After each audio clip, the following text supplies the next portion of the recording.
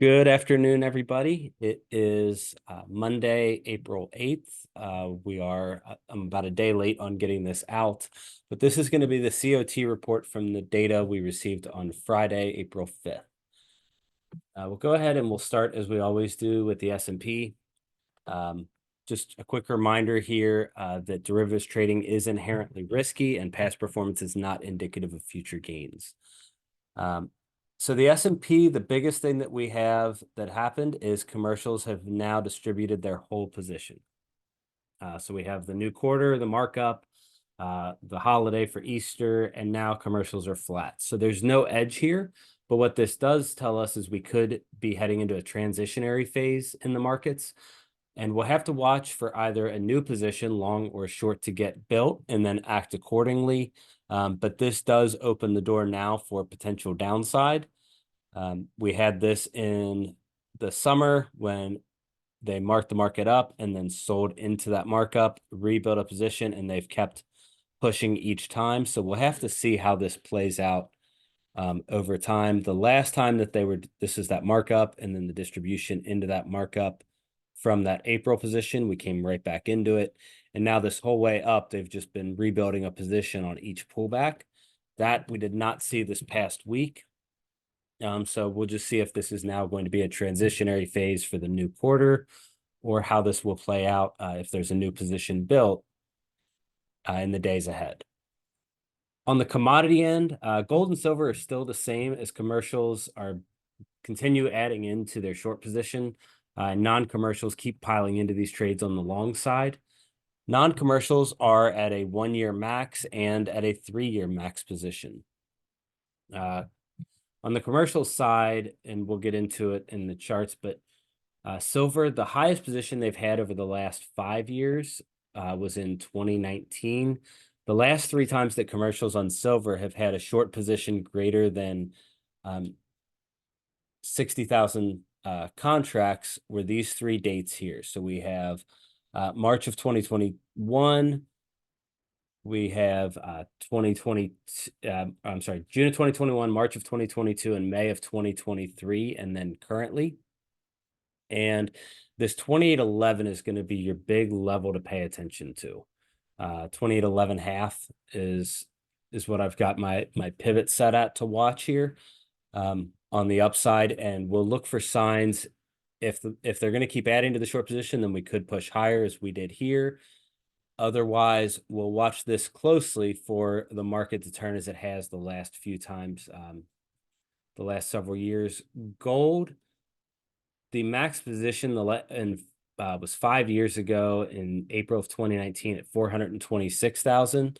So there's still room here to go up on gold. Apologize for the silver there at the top. This is actually for gold. And we're only about halfway there for position sizing. So we could still see a significant push up in gold if they're going to keep adding as they have in the past. This was the silver one, or I'm sorry, that's gold there as well. I will repost the silver one in the rooms to show that 60,000, but we're currently in the 30s, almost at 40,000. So that 60,000 is really where we'll watch. On the 6A, the levels that we had marked played out well last week for longs on Tuesday and Wednesday. And then you could also ride the short side as well at the end of the week. But commercials being long, we were looking for the long side. And we had that this week. That's going to be at 66371. But we had our longs at the beginning of the week from the CoT report previously. On the 6E, we did have some nice two-way trading. We had shorts on Monday and Thursday at 1.084 and 1.088. And then the longs were Tuesday and Wednesday at 10794 and 10821. And again, this was because commercials now don't have a position, and that opened the door for this two-way trading in this area. So we have the longs as we came down into this zone at the beginning of the week, short to start the week, actually, and then shorts again at the end of the week. As we look ahead, it'll be the same thing for this week, as no real position changing has happened. But I'm going to turn my focus more to the 6S as we look for an outsized trade and a crowded trade. So everybody getting piled into one side here. Freshly now, new high. The 6S is at a 1 year and a 3 year max position. And right now, I think the week is likely to be between 1.134 and 1.1089. Those are the two areas I'm going to watch. If this continues lower, so April 30th of 2019 is the 5 year max position with 62,000 contracts. Right now, we're just under 40,000 contracts for commercials, which again is a 1 year and 3 year high, but on 5 year, we are still below that. This is going to be our area to watch. So if we get over that 1.134, then we're going to look for a continued push, as this has trended typically on a quarterly basis. So we trended down for Q3, up for Q4, down for Q1. And these moves have been lasting for months on end. So with a large position to move, we could see that play out again here, but we have our big areas to mark on the charts.